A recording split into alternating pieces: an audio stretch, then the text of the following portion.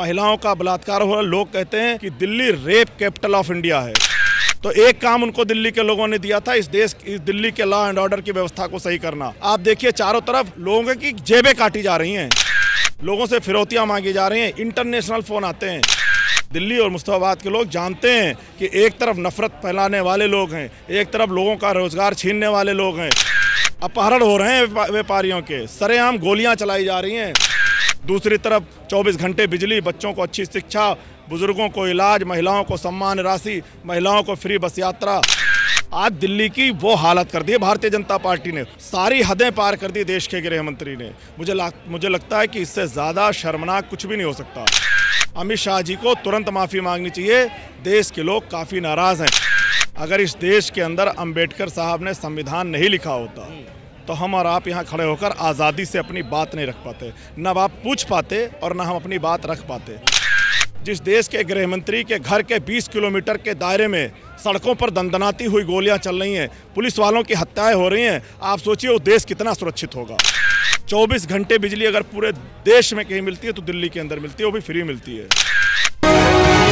तकरीबन 1.5 महीने यानी 45 दिन का वक्त बचा है अब दिल्ली इलेक्शन में। राजधानी के इलेक्शन को लेकर तमाम हिंदुस्तान की नज़र राजधानी के इलेक्शन पर है। आम आदमी पार्टी के तरफ से मुस्तफाबाद में आदिल अहमद खान को मैदान में उतारा गया है। आज यहां पर गोपाल राय आए और आम आदमी पार्टी के कैंडिडेट आदिल खान के सपोर्ट में लोगों से बातचीत की, वोट की अपील की। मेरे साथ में आदिल साहब बातचीत करके समझने की कोशिश करते हैं कि वो आखिर किस बुनियाद पर, किन मुद्दों पर यहाँ का चुनाव लड़ने की कोशिश कर रहे हैं। आदिल साहब बहुत बहुत स्वागत आपका। पहले सवाल की शुरुआत यहाँ से करना चाहूँगा कि आज गोपाल राय आए, यहाँ पर बहुत सारी बातें उन्होंने बताई, लेकिन एक बात उन्होंने अहम ABC यानी 3 पार्टियों का जिक्र किया। आप इन 3 पार्टियों को कैसे देखते हैं? क्या दोनों अगर बटते हैं वोट दोनों पार्टियों में तो क्या आम आदमी पार्टी को नुकसान होने वाला है? देखिए, मुझे लगता है कि पूरी दिल्ली के अंदर लड़ाई A, B और C की ही है।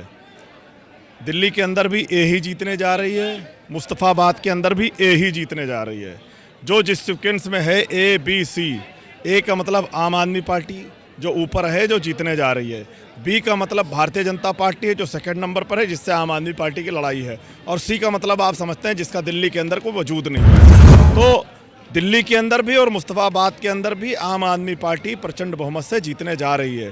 दिल्ली के अंदर आम आदमी पार्टी की अरविंद केजरीवाल जी की सरकार बनने जा रही है। मुस्तफाबाद के लोग समझदार पढ़े लिखे लोग हैं। मुस्तफाबाद के लोग जानते हैं कि उस सरकार में जो अरविंद केजरीवाल जी के नेतृत्व में आम आदमी पार्टी की सरकार बनने जा रही है, उसमें मुस्तफाबाद की मजबूत हिस्सेदारी होनी चाहिए। इसीलिए मुस्तफाबाद के लोगों ने तय किया है कि B और C में नहीं बटना है, A के साथ खड़े होना है, A का साथ देना है, यानी आम आदमी पार्टी का साथ देना है, अरविंद केजरीवाल जी का साथ देना है, जिसने दिल्ली के अंदर बिजली, पानी, शिक्षा, स्वास्थ्य, महिला सुरक्षा और अब तो महिलाओं के लिए 2100 रुपये जो सम्मान राशि है, उसके बाद अभी बुजुर्गों के लिए जो कल अनाउंस किया है अरविंद केजरीवाल जी ने कि प्राइवेट अस्पताल में भी फ्री इलाज होगा। अभी तक सरकारी अस्पताल में भी होता रहा है। तो दिल्ली के लोग पढ़े लिखे, समझदार, ईमानदार लोग हैं। वो जानते हैं कि उनके लिए काम करने वाला कौन है, काम को रोकने वाला कौन है, वोट किसको दिया जाए, वोट डालेंगे किसको, किसको फ़ायदा होगा, कहाँ वोट डाल के बटेगा। बड़े समझदार लोग हैं मुस्तफाबाद के। वो जानते हैं कि इस मुस्तफाबाद के बच्चों के मुस्तकबिल के साथ खेला जा रहा है। आज मुस्तफाबाद के अंदर लोगों को समझाया जा रहा है कि वोट बढ़ जाएंगे, वोट बढ़ जाएंगे, बीजेपी जीत जाएगी। मेरा मानना है कि आज गोपाल राय जी ने यहाँ से एक साफ संदेश दिया है कि एकजुट होकर के वोट को बटने नहीं देना है और भारतीय जनता पार्टी यानी B को हराना है। अच्छा आदिल साहब, एक मुद्दा और विधानसभा पे आपके चल रहा है। ताहिर हुसैन जो कि पहले आपके पार्षद थे, दिल्ली राइट्स में उनका नाम आया, जेल गए, जेल में अभी भी हैं, उनको MIM ने अपना कैंडिडेट बनाया। लोग कह रहे हैं कि 40-60 या 45-55 का जो रेशियो है वो ताहिर हुसैन की तरफ जा सकता है, क्योंकि ताहिर हुसैन के लिए लोगों में हमदर्दी है क्योंकि उनकी अहलिया चुनाव लड़ रही है। देखिए, मुझे लगता है कि मुस्तफाबाद के लोग जज्बातों के साथ नहीं जाएंगे। मुस्तफाबाद के लोग अपने बच्चों के मुस्तकबिल को बचाने के लिए खड़े होंगे।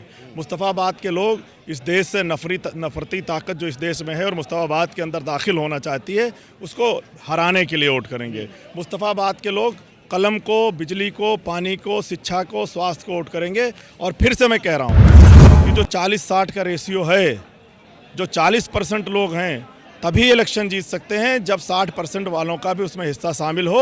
आम आदमी पार्टी के साथ दोनों समाज का वोट मिल रहा है। आम आदमी पार्टी को हिंदू मुस्लिम सबका वोट मिल रहा है। आम आदमी पार्टी को हर एक वर्ग हर एक तबके का वोट मिल रहा है। ये बात मुस्तफाबाद के लोग जानते हैं। पिछले 3 चुनाव मुस्तफाबाद के अंदर हुए हैं। 20 से 25 हज़ार वोट हिंदू भाइयों की आम आदमी पार्टी को, अरविंद केजरीवाल जी को मिली है यहाँ से। इस बार वो 35,000 पार होने जा रही है। मुस्तफाबाद के अंदर लोग एक साथ खड़े हैं, मुट्ठी बांध के खड़े हैं और आम आदमी पार्टी को जिताने के लिए, भारतीय जनता पार्टी को, नफरती ताकतों को मुस्तफाबाद में रोकने के लिए एक साथ खड़े होंगे, एक साथ वोट देंगे। आदिल साहब, अन्ना आंदोलन से लेकर आज तक आप आम आदमी पार्टी के कार्यकर्ता के तौर पर काम करते रहे और जहां पर पार्टी को जरूरत रही वहां पर खड़े रहे, लेकिन एक मुद्दा, क्योंकि आप पढ़े लिखे इंसान हैं, आज संसद में जो कुछ हुआ, धक्का मुक्की हुई, हाथापाई हुई, 3-4 सांसद जो है घायल हुए, अस्पताल में भर्ती हुए, राहुल गांधी के खिलाफ FIR हुई, अरविंद केजरीवाल ने भी अमित शाह की माफ़ी का जो है जिक्र किया कि उनको माफ़ी मांगनी चाहिए। आप अंबेडकर के मुद्दे को किस तरह देखते? देखिए, बहुत ही शर्मनाक है। आज हम लोग अगर यहाँ खड़े हैं और आप ये माइक लेकर, आपके कैमरामैन, वीडियो जर्नलिस्ट जो हैं वीडियो बना रहे हैं, तो सिर्फ अंबेडकर की वजह से। अगर इस देश के अंदर अंबेडकर साहब ने संविधान नहीं लिखा होता तो हम और आप यहाँ खड़े होकर आज़ादी से अपनी बात नहीं रख पाते, न आप पूछ पाते और न हम अपनी बात रख पाते। तो ये आज जो आज़ादी छीनी जा रही है, ये भारतीय जनता पार्टी की आज से नहीं, आज़ादी के बाद से साजिश है। अंबेडकर साहब ने इस देश को बड़ा खूबसूरत सा संविधान दिया है। इस देश के लोग अंबेडकर साहब को अपना आदर्श मानते हैं। इस देश के लोग अंबेडकर साहब को महापुरुष कहते हैं। इस देश में बहुत सारे लोग अंबेडकर साहब की पूजा करते हैं। इस देश के लोगों को अंबेडकर साहब ने जीने का तरीका सिखाया है, आपसी भाईचारे में एक साथ रहने के लिए बताया है। अमित शाह जी और भारतीय जनता पार्टी लगातार बाबा साहब भीमराव अंबेडकर के ऊपर हमला करते रहे हैं और अभी तो सारी हदें पार कर दी देश के गृह मंत्री ने। मुझे लगता है कि इससे ज़्यादा शर्मनाक कुछ भी नहीं हो सकता। अमित शाह जी को तुरंत माफ़ी मांगनी चाहिए। देश के लोग काफ़ी नाराज़ हैं, सर्व समाज के लोग काफ़ी नाराज़ हैं। ऐसा नहीं है कि सिर्फ एससी समाज के लोग नाराज़ हैं, दलित समाज के लोग नाराज़ हैं। पूरे देश में वो सारे लोग जो इस देश से प्यार करते हैं, जो इस देश के संविधान से प्यार करते हैं, जो इस देश की डेमोक्रेसी से प्यार करते हैं, लोकतंत्र और जनतंत्र से प्यार करते हैं, वो काफ़ी नाराज़ हैं, काफ़ी गुस्से में हैं। और मैं भी आपके चैनल के माध्यम से देश के गृह मंत्री और भारतीय जनता पार्टी से कहना चाहता हूँ कि इस तरीके से आप बाबा साहब भीमराव अंबेडकर का अपमान नहीं कर सकते। आपको देश के सभी समाज के से माफ़ी मांगनी पड़ेगी। आपको इस देश के लोगों के गुस्से का अंदाज़ा नहीं है। आप देखिएगा कि पूरा देश एक साथ खड़ा होगा। कल भी आम आदमी पार्टी ने अरविंद केजरीवाल जी के नेतृत्व में भारतीय जनता पार्टी के कार्यालय का घेराव किया था। आज पूरी दिल्ली के अंदर आम आदमी पार्टी ने जगह जगह पर प्रदर्शन किया है अमित शाह के खिलाफ, उनकी तानाशाही के खिलाफ। और हमारा ये आंदोलन जारी रहेगा जब तक अमित शाह इस देश से माफ़ी नहीं मांगते, तब तक हम सड़कों पर रहेंगे, अपना आंदोलन जारी रखेंगे। एक आखिरी सवाल और कर लेता हूँ। महाराष्ट्र और हरियाणा का चुनाव हमने देखा, नारा चला योगी आदित्यनाथ का बटेंगे तो कटेंगे, और प्राइम मिनिस्टर मोदी ने नारा दिया एक है तो सेफ है। क्या ये नारा दिल्ली चुनाव में कुछ असर कर पाएगा? मुझे लगता है कि दिल्ली के लोग बेवकूफ़ नहीं हैं। दिल्ली के लोग पढ़े लिखे और समझदार लोग हैं। दिल्ली के लोग जानते हैं कि भारतीय जनता पार्टी इस देश की सबसे झूठी पार्टी है। भारतीय जनता पार्टी का अगर सही से नाम रखा जाए तो भारतीय झूठी पार्टी है। जितने वादे भारतीय जनता पार्टी ने इस देश से किए, इस देश के लोगों से किए, चाहे वो किसानों से वादा किया हो, नौजवानों से, छात्रों से, महिलाओं से, बेरोजगारों से, सबके साथ धोखा किया, सबके साथ धोखा किया। 2014 के अंदर दिल्ली के लोगों ने एक सरकार चुनी थी, नरेंद्र मोदी की सरकार, भारतीय जनता पार्टी की सरकार, और दूसरी सरकार चुनी थी अरविंद केजरीवाल जी की सरकार, आम आदमी पार्टी की सरकार। भारतीय जनता पार्टी के पास सिर्फ एक काम था, दिल्ली की लॉ एंड ऑर्डर को दुरुस्त करना। आज आप कैमरा लेके घूमिए दिल्ली के अंदर, चेन छीने जा रहे हैं, मोबाइल छीने जा रहे हैं, महिलाओं का बलात्कार हो रहा है। लोग कहते हैं कि Delhi rape capital of India है। अपहरण हो रहे हैं व्यापारियों के, सरेआम गोलियां चलाई जा रही हैं, लोगों से फिरौतियां मांगी जा रही हैं, इंटरनेशनल फ़ोन आते हैं। आपको याद होगा 90s का दौर मुंबई का, उसके ऊपर बहुत सारी फिल्में बनी हैं। आज दिल्ली की वो हालत कर दी है भारतीय जनता पार्टी ने। उसका जिम्मेदार कौन है? उसके जिम्मेदार अमित शाह जी हैं। उनके घर के 20 किलोमीटर के दायरे में गोलियां चलती हैं, लोगों का अपहरण होता है, हत्याएं होती हैं, रेप होता है, सब कुछ सारी चीज़ें हो रही हैं, और अमित शाह इन चीज़ों पर कंट्रोल नहीं कर पाते। जिस देश के गृह मंत्री के घर के 20 किलोमीटर के दायरे में सड़कों पर दंदनाती हुई गोलियां चल रही हैं, पुलिस वालों की हत्याएं हो रही हैं। आप सोचिए वो देश कितना सुरक्षित होगा। तो एक काम उनको दिल्ली के लोगों ने दिया था, इस दिल्ली के लॉ एंड ऑर्डर की व्यवस्था को सही करना। आज आप देखिए चारों तरफ लोगों की जेबें काटी जा रही हैं। दूसरी तरफ अरविंद केजरीवाल और आम आदमी पार्टी की सरकार बनाई थी। आज 24 घंटे बिजली अगर पूरे देश में कहीं मिलती है तो दिल्ली के अंदर मिलती है, वो भी फ्री मिलती है।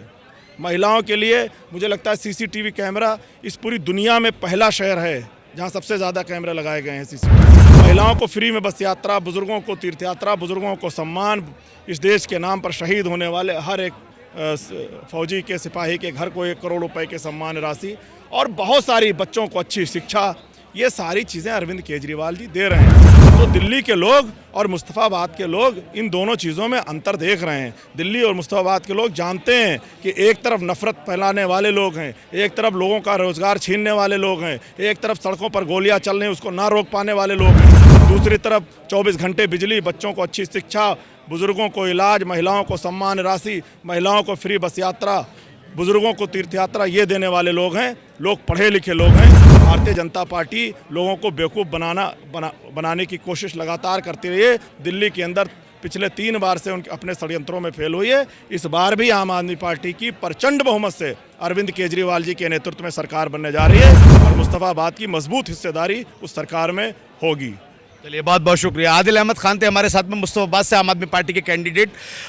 मुस्तफ़ाबाद से आज से जो है प्रचार का बिगुल बज चुका है। गोपाल राय ने आके तमाम चीज़ें यहाँ पर क्लियर करती हैं। देखना होगा कि मुस्तफ़ाबाद की जनता अब किन मुद्दों पर वोट देगी। क्या आदिल अहमद खान जो बात कह रहे हैं कि अब वो बंटने वाला मौका नहीं है, अब एकजुट होकर वोट डालना होगा और आम आदमी पार्टी की प्रचंड बहुमत के साथ में सरकार बनेगी, क्या ऐसा होगा? क्या आम आदमी पार्टी के कैंडिडेट आदिल अहमद खान को मुस्तफ़ाबाद की जनता जो है चुनेगी? ये तो आने वाला वक्त बताएगा। लेकिन फिलहाल अब चुनावी सरगर्मियाँ लगातार तेज़ होती जा रही हैं और जैसे जैसे तेज़ हो रही हैं वैसे वैसे ही अब दिल्ली के अंदर सियासत जो है वो भी लगातार चरम पर चल रही है। मुस्तफ़ाबाद से नाउ नोएडा के लिए अफी हिंदुस्तानी।